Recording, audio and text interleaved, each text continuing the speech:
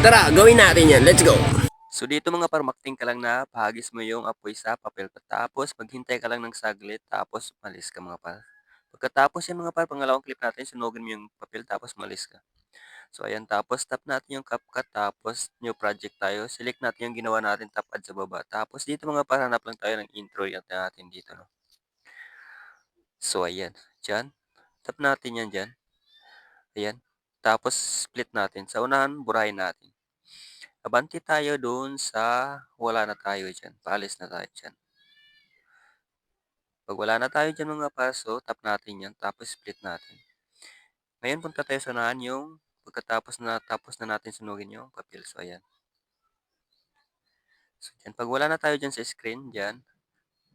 Habang naka-highlight din, split natin yan sa gitna, delete natin. Tapos tap natin yan. Hanapin natin yung overlay. Laglag natin yan mga para. So ayan. Tapos atakin natin doon. Timing natin doon sa yung patapon na yung kamay natin, no? Kunwari nagtapon na tayo yan, yan. Diyan, kunwari yung patapon yung kamay natin, ayan.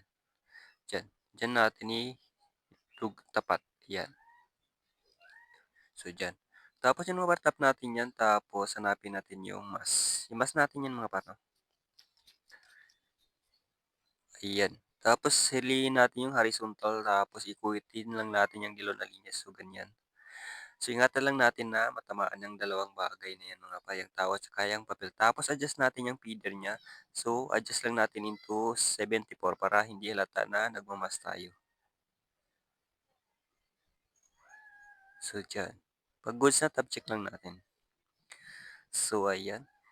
Pagkatapos niyan, adjust lang natin yung speed niya kasi medyo mahaba man yan. So, ilagay lang natin sa 2.1.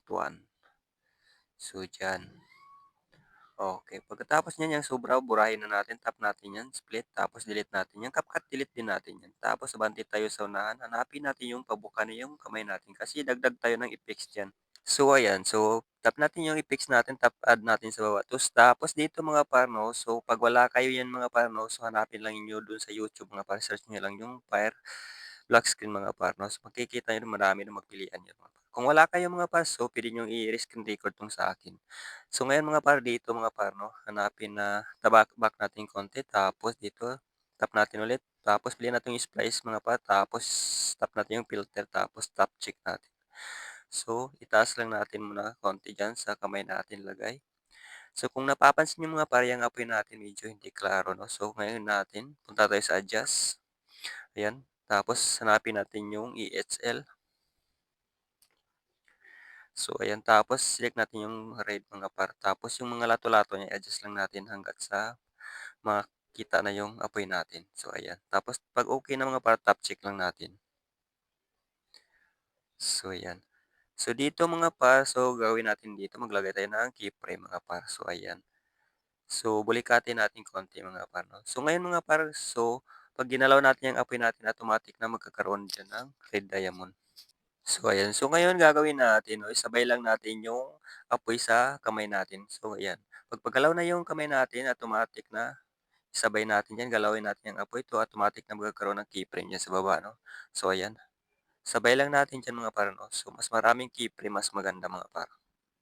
Para smooth yung paggalaw ng apoy natin. So, ayan. Sabay lang natin sa kamay mga par. So, ayan. So, dyan.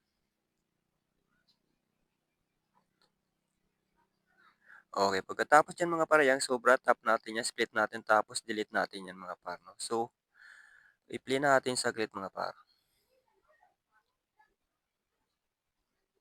So, ayan. Ngayon, pag goods na tayo dyan mga par. So, i-back lang natin. Palitin natin ulit. So, ayan. Tapos back natin mga par, tapos hanapin natin yung aspect ratio niyan mga par, no? Tapos 9/16 set natin, tap check natin. Tapos yung quadrate high lang natin yung mga hindi naka-pro. Tapos yung naka-pro off natin. Tapos export natin mga par. No? Yun na mga par. Sana po nasundan yung mga par. At kung nasundan nyo naman po, paki-share and like na lang din po para makatulong po sa iba pang baguhan sa CapCut. No? So ito na yun mga par kung i-play natin.